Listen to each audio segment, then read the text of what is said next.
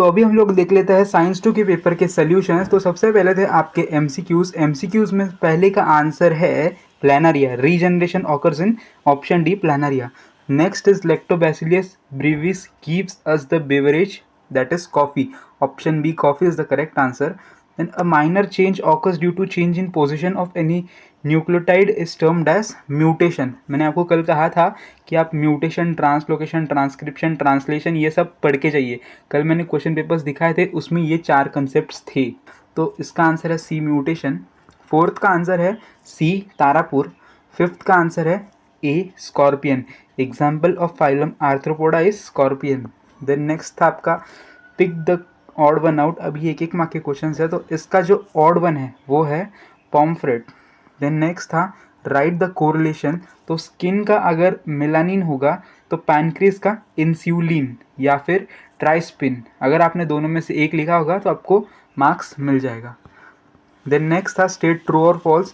Production of various useful aquatic organisms with the help of water is called as blue revolution, that is true. Then next write the full form of WHO, world health organisation. Match the pair में male का जो correct answer था वो था B, that is 44 + XY। Then next था give scientific reasons. तो यहाँ पे आपको रीजंस देने थे, 2 लिखने थे। अगर आपने 4 पॉइंट्स लिखे होंगे हर एक आंसर को, वैलिड पॉइंट्स, तो आपको यहाँ पे 2-2 मार्क्स मिल जाता है गिव रीजंस के। देन नेक्स्ट था आपका आंसर द फॉलोइंग। कोई भी 3 आंसर करने थे। Right 4 adverse effects of radiations on human body. तो रेडिएशन के इफेक्ट्स मैंने यहाँ पे लिख दिए हैं। अगर आपने ये 4 बराबर लिखे होंगे तो आपको यहाँ पे मार्क्स मिल जाएगा। देन नेक्स्ट था redraw and complete the given chart.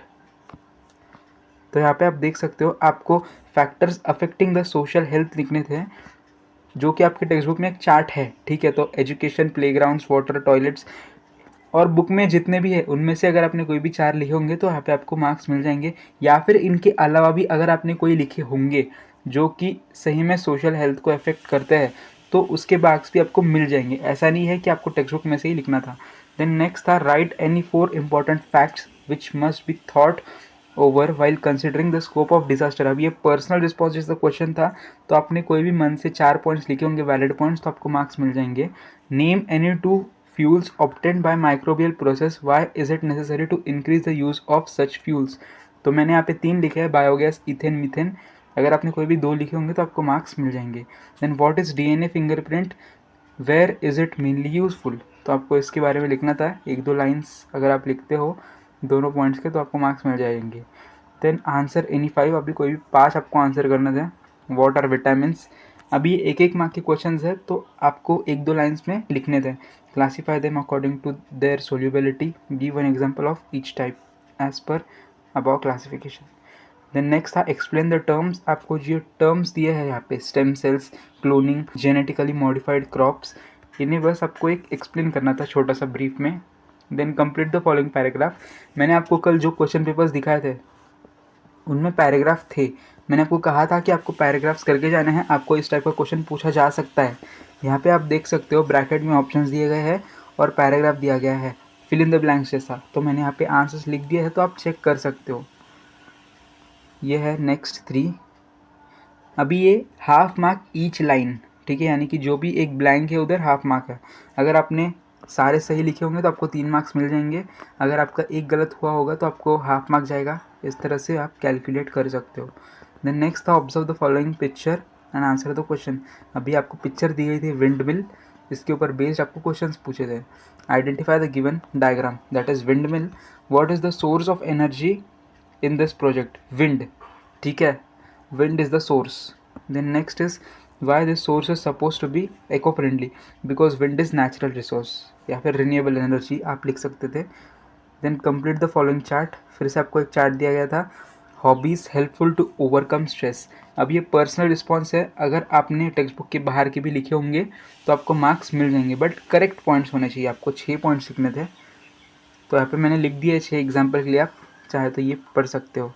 Then next था write names of any 6 materials which are to be in the first aid box. First aid box में कौन सी चीज़ें रहनी चाहिए, ये भी एक पर्सनल रिस्पॉन्स क्वेश्चन था। तो यहाँ पे मैंने कुछ लिखे है तो आप रेफर कर सकते हो। Then next define vestigial organs मतलब क्या होता है वो आपको डिफाइन करना था। Under developed organs. Write names of any two vestigial organs in the human body, appendix and coccyx. Then write names of those animals in which these vestigial organs are functional, monkeys and rabbits. Then next था read the statements and answer accordingly. अभी यहाँ पे आपको कुछ statement दिए हैं और उसके नीचे क्वेश्चन पूछा गया है, तो आपको जो फाइलम है वो आइडेंटिफाई करना था और उसका एक एग्जाम्पल देना था। तो मैंने ऑलरेडी लिख के रखा है, तो आप चेक कर सकते हो। देन नेक्स्ट था आपका आंसर एनीवन। अब ये 5 मार्क के क्वेश्चन थे। यहाँ पे जैसा कि मैंने आपको कल कहा था, कल जो भी मैंने क्वेश्चन पेपर्स अपलोड किए थे उसमें मैंने कहा था कि आपको आंसर इन 1 सेंटेंस जैसे क्वेश्चन पूछे जाते हैं 5-5 मार्क के लिए, ठीक है। तो यहाँ पे पूछा गया था ह्यूमन मेल रिप्रोडक्टिव सिस्टम के ऊपर बेस्ड ये क्वेश्चंस है। तो मैंने यहाँ पे क्वेश्चंस और आंसर्स सब कुछ है, यहाँ पे आप चेक कर सकते हो, ठीक है। देन नेक्स्ट था आपका answer the following question based on environmental conservation and biodiversity. तो यहाँ पे सबसे पहले आपको एक चार्ट दिया गया था क्लासिफिकेशन ऑफ थ्रेटेंड स्पीशीज़। तो क्या क्या क्लासिफिकेशन आपके दिए गए हैं टेक्स्ट बुक में, वो आपको लिखना था। देन बी आपको दिया था how can biodiversity be conserved, give any 4 points. अभी ये सेम क्वेश्चन जो मैंने कल क्वेश्चन पेपर्स बताए थे उसमें भी था, अगर आपने कल के पेपर्स देखे होंगे तो। देन आपको एक फ्लो चार्ट दिया था, वो आपको कंप्लीट करना था। Colour of the pages in red list of endangered species. तो आज का पेपर इजी था। आई होप आप सभी का पेपर अच्छा गया होगा। अभी आप कमेंट्स में बता सकते हो कि आपको कितने मार्क्स मिल सकते हैं आपके साइंस 2 के पेपर में। वीडियो हेल्पफुल रहा होगा तो वीडियो को लाइक कर दीजिए। आने वाली वीडियोस में हम हिस्ट्री ज्योग्राफी के पेपर्स भी अपलोड करने वाले हैं, तो आपको चैनल को सब्सक्राइब कर देना है। तो मिलते हैं नए वीडियो में नए अपडेट के साथ।